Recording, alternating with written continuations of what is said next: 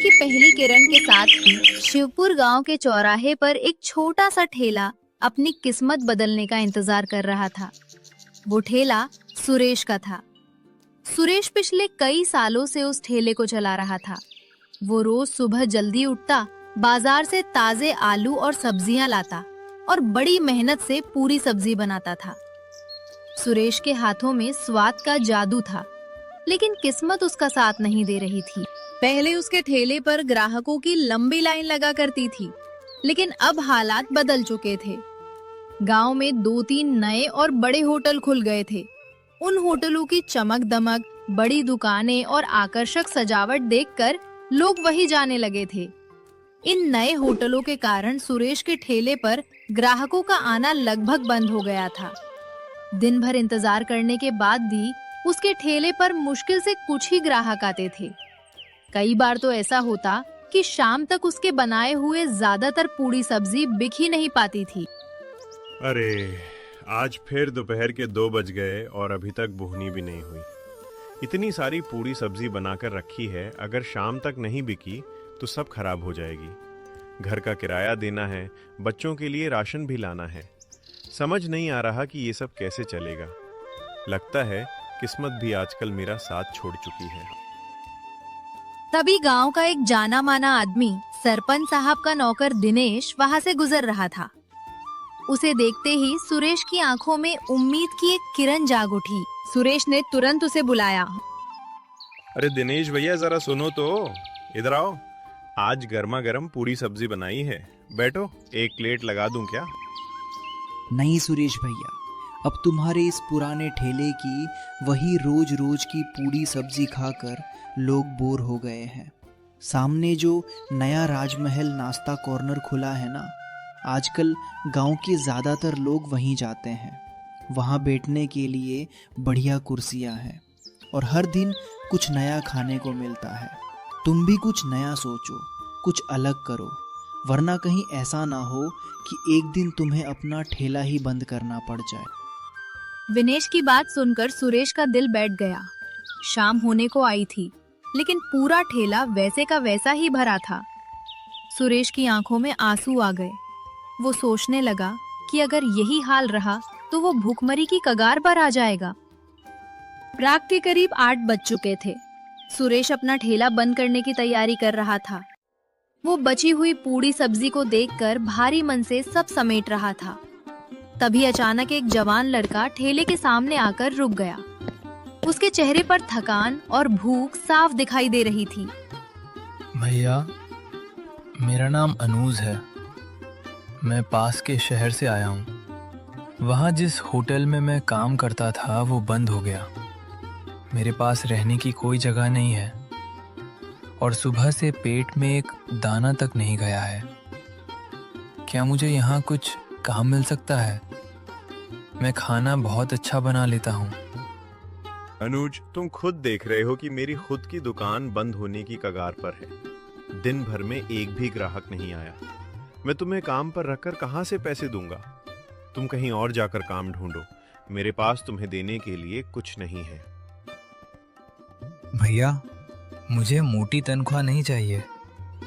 मुझे बस रात को इस ठेले के कोने में सोने की जगह दे दीजिए और 2 वक्त का खाना खिला दीजिए।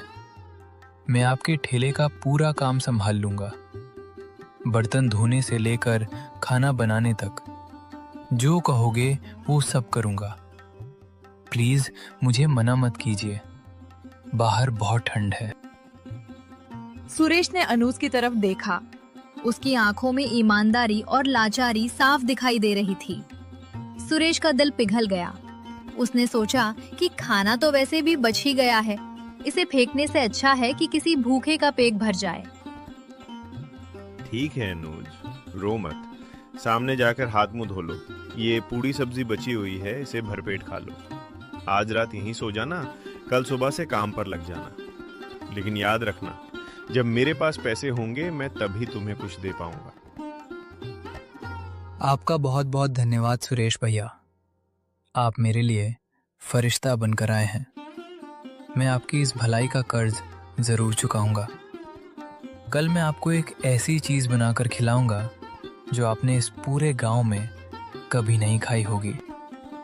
लेकिन सुरेश को ये नहीं पता था कि यही अनुज उसके ठेले की किस्मत बदलने वाला है।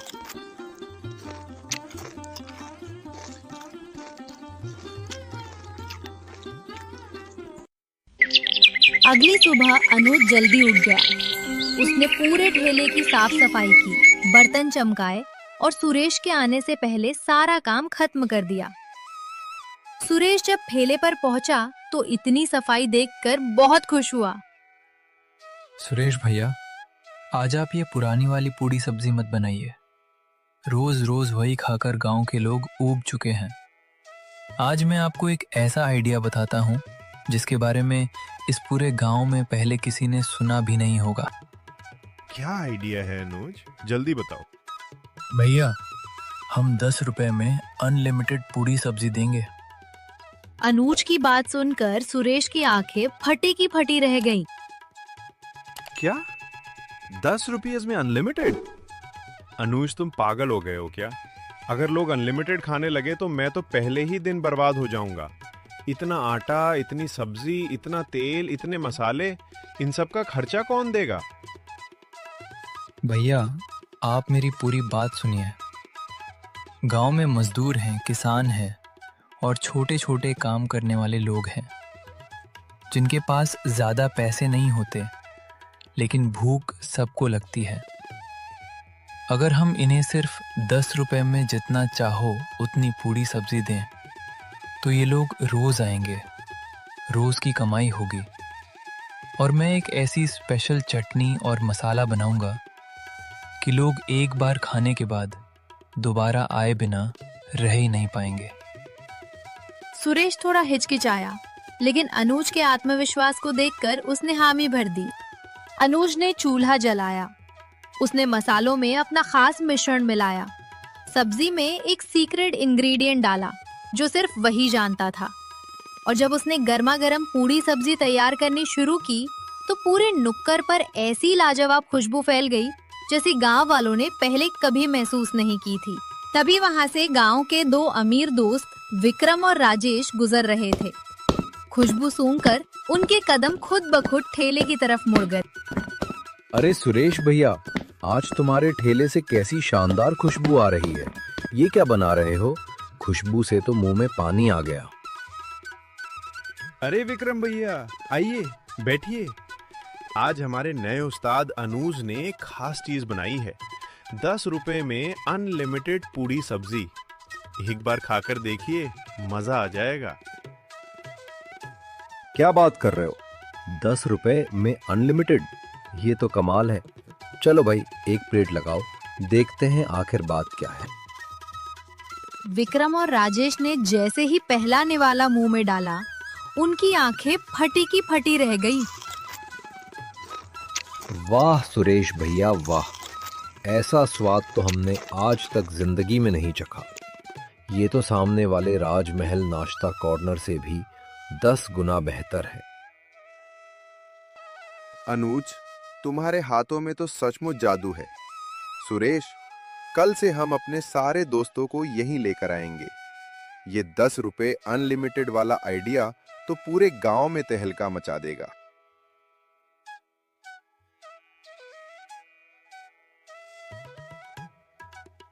देखते ही देखते दोपहर तक सुरेश के ठेले पर लोगों की भीड़ जुटने लगी। जो लोग सुरेश के ठेले को भूल चुके थे, वे अब 10 रुपए में अनलिमिटेड पूड़ी सब्जी खाने के लिए लाइनों में खड़े थे। अनुज लगातार चूल्हे पर हाथ चला रहा था और सुरेश काउंटर पर बैठा नोट बटोर रहा था। कुछ ही हफ्तों में सुरेश का ठेला गांव का सबसे मशहूर ठिकाना बन गया। उसकी सारी लाचारी दूर हो गई थी और उसके पास अच्छा खासा पैसा आने लगा था।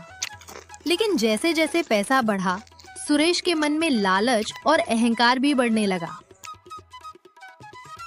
वाह, आज तो रिकॉर्ड तोड़ कमाई हुई है। सारा खेल तो इस 10 रुपए अनलिमिटेड वाले आइडिया का है। लोग इसके दीवाने हो गए हैं। लेकिन इस अनयूज को मुझे हर महीने पैसे देने पड़ते हैं। अब तो मैंने भी देख लिया है कि ये पूड़ी सब्जी कैसे बनती है। वही मसाले, वही सब्जी, वही तरीका।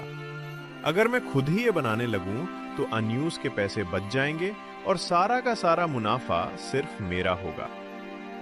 अब सुरेश अनुज को निकालने का बहाना ढूंढने लगा था।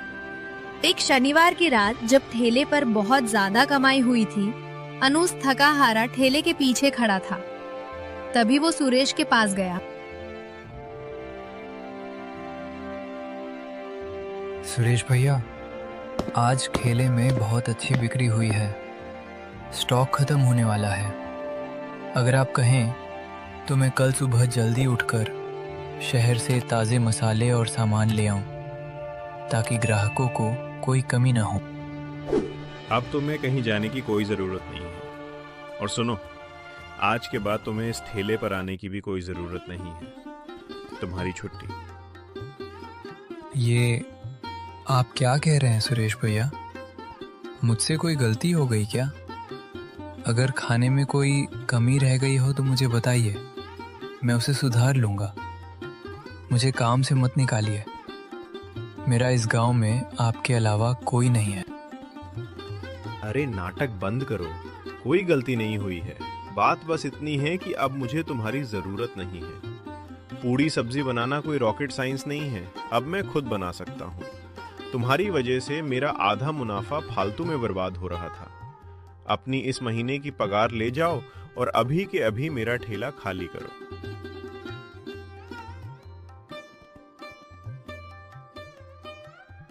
अनुज ने सुरेश की तरफ देखा।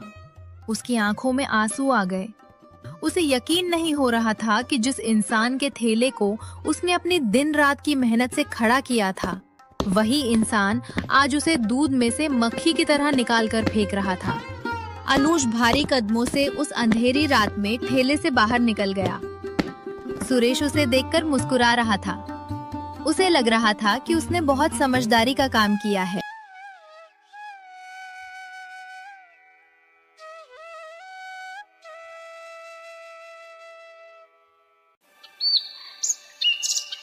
सुबह हो गई थी। ठेले से निकाले जाने के बाद अनुज उदास जरूर था, लेकिन उसने हिम्मत नहीं हारी। उसने किराए पर एक छोटा सा पुराना ठेला लिया।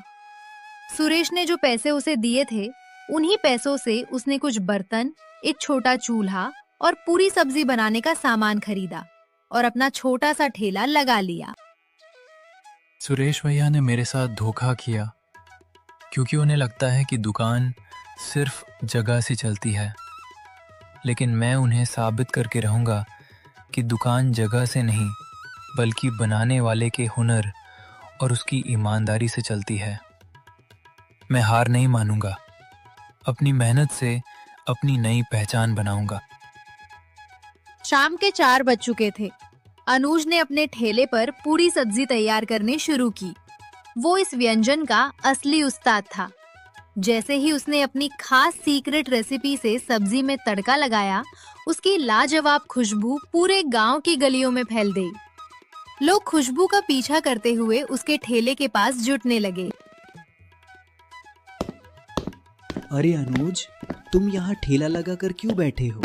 आज सुरेश के ठेले पर नहीं जा रहे क्या? भाई साहब, अब से आपको मेरी बनाई हुई असली पूरी सब्जी इसी ठेले पर मिलेगी। एक बार सेवा का मौका जरूर दीजिए। स्वाद में कोई कमी नहीं मिलेगी। और हाँ, सिर्फ 10 रुपए में अनलिमिटेड पूरी सब्जी। ग्राहकों को तो बस अनुज के हाथों के उस शानदार स्वाद से मतलब था। उन्होंने तुरंत प्लेटें ऑर्डर करनी शुरू कर दी। अनुज ने बहुत ही कम दाम में और सुरेश के ठेले से भी ज्यादा अच्छी क्वालिटी की पूरी सब्जी परोसी। पहले ही दिन शाम ढलते ढलते उसके ठेले पर लोगों की भारी भीड़ जमा हो गई। उधर सुरेश के ठेले पर भी शाम होते ही कुछ ग्राहक आने लगे। सुरेश आज बहुत खुश था, क्योंकि आज उसे किसी को मजदूरी नहीं देनी थी और सारा मुनाफा उसका होने वाला था। सुरेश बड़े घमंड के साथ चूल्हे के पास जाकर खड़ा हो गया। उसने अनुज की नकल करते हुए पूरी सब्जी बनाने की कोशिश की। तभी विक्रम और राजेश अपने कुछ दोस्तों के साथ ठेले पर पहुंचे। भाई सुरेश, आज हमारे कुछ खास दोस्त शहर से आए हैं।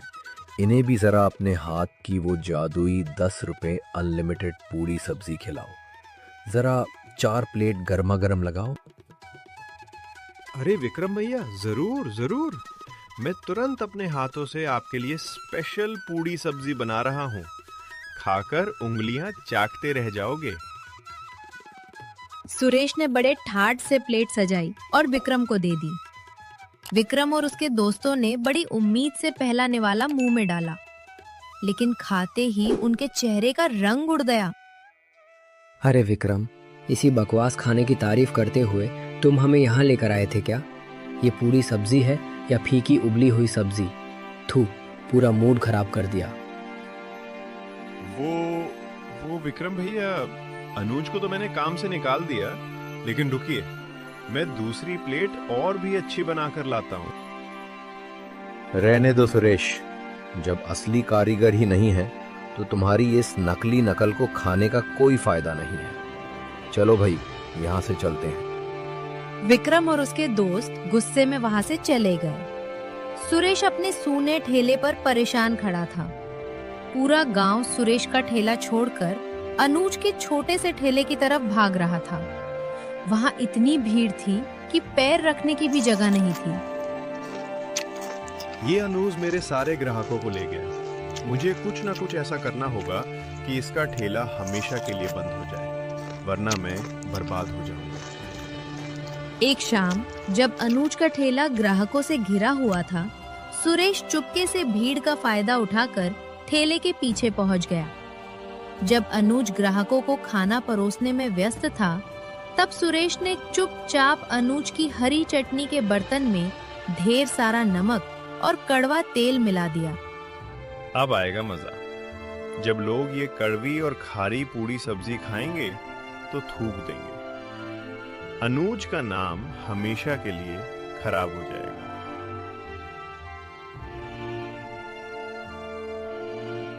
सुरेश अपनी साजिश रचकर पीछे हटा ही था कि तभी गांव के सरपंच साहब अपने आदमियों के साथ वहां पहुंच गए। सरपंच साहब को शहर से आए कुछ मेहमानों के लिए अनुज की मशहूर 10 रुपए अनलिमिटेड पूड़ी सब्जी पैक करवानी थी। अरे सरपंच साहब, आप इस छोटे से ठेले पर क्यों आए? चलिए मेरे ठेले पर बैठिए, मैं आपके लिए बढ़िया खाना बनवाता हूँ। चुप रहो सुरेश, पूरे गांव को पता है कि असली स्वाद अनुज के हाथों में है, और वैसे भी हमारे आदमी ने तुम्हें इनके खाने में कुछ मिलाते हुए अपनी आंखों से देखा है। नहीं सरपंच साहब, ये झूठ है। मैं तो बस यहाँ से गुजर रहा था। सरपंच साहब ने तुरंत अपने आदमियों को आदेश दिया कि वे चटनी का बर्तन जांचें। जब एक आदमी ने चटनी चखी तो वो बेहद कड़वी और खारी निकली। सुरेश की चोरी पकड़ी जा चुकी थी। धिक्कार है तुम पर सुरेश। पहले तो तुमने इस भले इंसान को धोखा देकर काम से निकाला, और अब इसकी कामयाबी देखकर इसके खाने में मिलावट कर रहे हो। अगर ये खाना लोगों तक पहुंच जाता तो न जाने कितने लोग बीमार पड़ जाते। आज से तुम्हारा ये ठेला हमेशा के लिए सील किया जाता है। अनुज, तुम एक ईमानदार और मेहनती इंसान हो। कल से तुम सुरेश के उस बंद ठेले की जगह पर अपना खुद का बड़ा रेस्टोरेंट शुरू करोगे। दुकान का सारा लाइसेंस मैं तुम्हें दिलवाऊंगा। अनुज की आंखों में खुशी के आंसू आ गए। उसकी ईमानदारी, मेहनत और अच्छे व्यवहार ने आखिरकार उसे वो सम्मान दिला दिया जिसका वो सच्चा हकदार था। इस कहानी से हमें सीख मिलती है कि मेहनत, ईमानदारी और अच्छे व्यवहार का फल हमेशा मीठा होता है। वहीं लालच, धोखा और अहंकार इंसान को अंत में बर्बादी की ओर ले जाते हैं। इसलिए हमेशा सच्चाई और मेहनत के रास्ते पर चलें।